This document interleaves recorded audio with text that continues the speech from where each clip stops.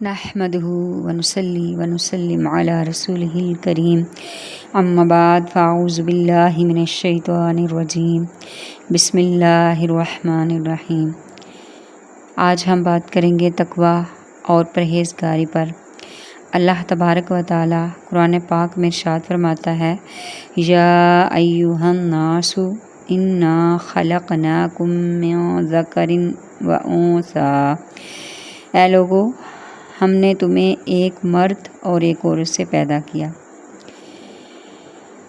وَجَعَلْنَاكُمْ شُعُوبًا وَقَبَائِلَ لِتَعَارَفُوا، اور تمہیں قومیں اور قبیلے بنایا تاکہ تم آپس میں پہچان رکھو۔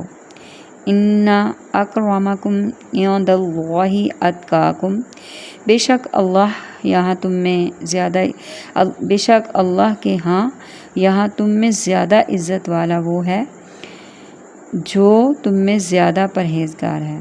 ان اللہ علیم خبیر، بے شک اللہ جاننے والا خبردار ہے۔ پارہ نمبر 26 اور سورۃ حجرات کی آیت نمبر 13 ہے۔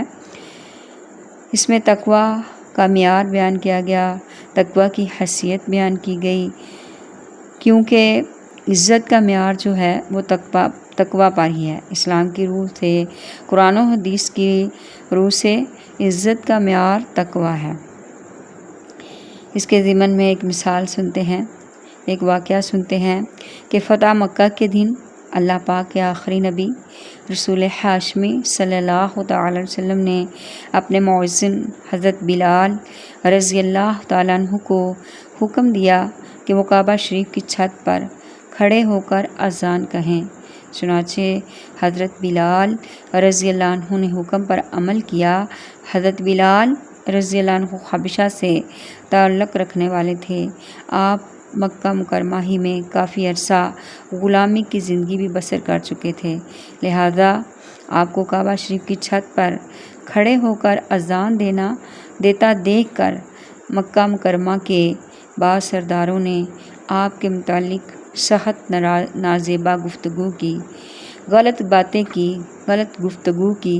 ادھر یہ مکے کے بعض سردار نازیبا باتیں کر رہے تھے، اللہ اکبر، ادھر اللہ تبارک و تعالی نے حضرت جبرائیل امین علیہ السلام کو بارگاہ رسالت میں حاضر ہوئے اور اللہ پاک کے آخری نبی رسول ہاشمی صلی اللہ تعالی وسلم کو ان کی خبر دی۔ رسول اکرم صلی اللہ علیہ وآلہ وسلم نے ان سب کو بلایا اور پوچھا، کیا تم نے بلال کے متعلق ایسی باتیں کہی ہیں؟ ان سب نے اقرار کیا، جی ہاں ہم نے یہ باتیں کی ہیں۔ اللہ اکبر۔ اللہ پاک نے اہل مکہ کو نسب پر فخر کرنے، مال کی کثرت چاہنے اور غریبوں کا مذاق اڑانے پر ڈانٹا اور بتایا کہ سب انسان حضرت آدم و حوا علیہ السلام کی اولاد ہیں۔ فضیلت کا معیار رنگ اور روپ، نسب اور مال نہیں بلکہ تقوی ہے۔ اس کے لیے دعا بھی کرنی چاہیے۔ دعا کیا ہے؟ شاعر کہتا ہے، دے حسن اخلاق کی دولت، کر دے عطا اخلاص کی نعمت، مجھ کو خزانہ دے تقوی کا، یا اللہ میری جھولی بھر دے، یا اللہ میری جھولی بھر دے۔ اللہ اکبر۔ رب اغفر وارحم وانت خیر الراحمین، اللہ ہم پر رحم فرمائے اور اللہ ہمیں تقوی کی نعمت سے، تقوی کی نیکی سے مالا مال فرمائے۔ اللہ پاک کا ڈر یعنی تقوی صرف خوف کی کیفیت کا نام نہیں، بلکہ ایک بیدار ضمیر، جواب دہی کا احساس اور نیکی کی طرف رغبت کا نام ہے۔ یہ دل کی وہ روشنی ہے، یہ دل کا وہ نور ہے جو انسان کو برائی سے روکتی اور بلائی کی طرف کھینچتی ہے۔ اللہ پاک کے ڈر اور تقوی کو طبی، سائنسی اور نفسیاتی زاویے سے بھی دیکھا جائے تو سمجھ میں آتا ہے کہ روحانی شعور صرف آخرت کی کامیابی نہیں دیتا بلکہ جسمانی اور ذہنی صحت کے لیے بھی نعمت ہے۔ ان میں سے چند جسمانی صحت کی نعمتیں ہم بیان کرتے ہیں۔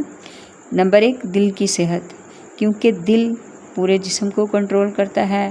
اگر دل درست ہو تو بندے کا ہر اعضاء جو ہے وہ درست کام کر رہا ہوتا ہے۔ تو تقویٰ سے دل کو صحت ملتی ہے۔ وہ کس طرح؟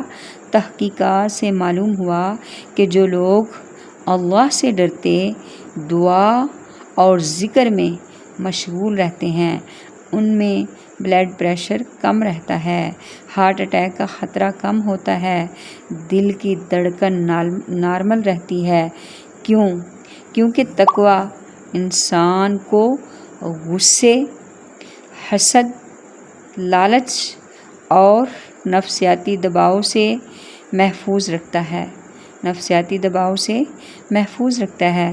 یہی چیزیں دل کو تباہ کرتی ہیں۔ اللہ اکبر۔ نمبر 2 پہ آتے ہیں، دماغی صحت، دماغی سکون اور نیند۔ یہ بھی ایک بڑی اہم چیز ہے۔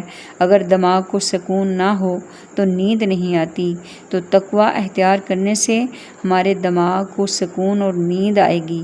اللہ کا خوف انسان کو گناہ سے روکتا ہے، اور گناہ کے بعد جو ضمیر کا عذاب ہوتا ہے اس سے بچا لیتا ہے۔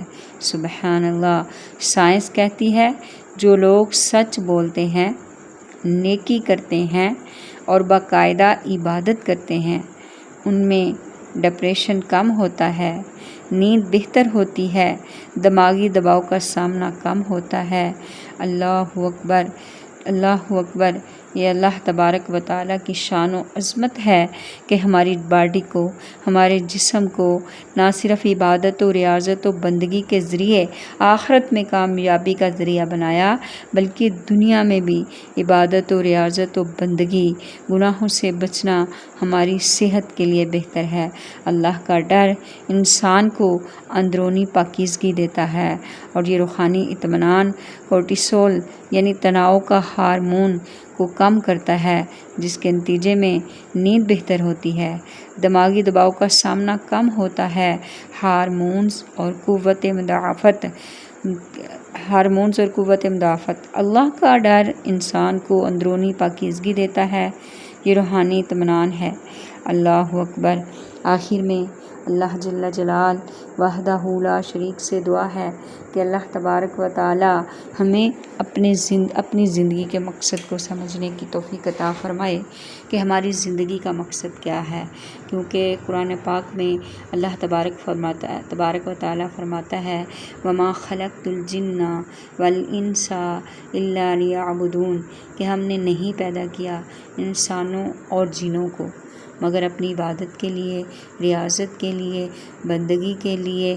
اور ایک دوسرے مقام پر فرمایا الا بذکر اللہ تطمئن القلوب، کہ اللہ کے ذکر ہی سے دلوں کا سکون ہے۔ تو بہت سارے ٹیسٹ کروائے جاتے ہیں، دل کے بیماریوں کے علاج نکلے ہوئے ہیں، لیکن اصل علاج اللہ کی یاد ہے، اللہ سے ڈرنا ہے، اللہ کا تقوی اختیار کرنا ہے، اللہ کی حرام کردہ چیزوں سے بچنا ہے، اللہ پاک کی حلال کردہ چیزوں کی طرف رجوع کرنا ہے، اور وہ کام کرنے ہیں جس سے ہمارا رب راضی ہو جائے، کیونکہ ایک دن وہ آئے گا کہ جب ہم اللہ تعالیٰ سے ملاقات کریں گے، اپنے اعمال کا جواب دینا ہے، حساب و کتاب ہونا ہے، تو کیوں نہ اس دن کے آنے سے پہلے ہم اپنے آپ کو سنوار لیں، اپنے رب کے حضور پیش ہونے کے لیے اپنے آپ کو سنوار لیں، کیونکہ اللہ تبارک و تعالیٰ قرآن پاک میں ارشاد فرماتا ہے کل من علیہا فان، کہ ہر چیز فانی ہے، فنا ہو جائے گی، وَيَبْقَى وَجْهُ رَبِّكَ ذُو الْجَلَالِ وَالْإِكْرَامِ، اور باقی رہنے والی ذات صرف اللہ کی ہے، ہمیشہ سے ہے اور ہمیشہ رہے گا۔ اللہ ہمیں اپنے ساتھ جڑ جانے کی توفیق عطا فرما، ہمیں صراط مستقیم پر چلا، ہمارے لیے ہدایت کی راہیں آسان فرما۔ اللہ ہمارے دل میں اپنے ذکر کی محبت ڈال دے، اللہ ہمارے دل میں اپنی عبادت و ریاضت کی محبت ڈال دے، اللہ ہمیں ذکر کی لذت عطا فرما، اللہ ہمیں ذکر کی لذت عطا فرما۔ وآخر دعوانا ان الحمد للہ رب العالمین۔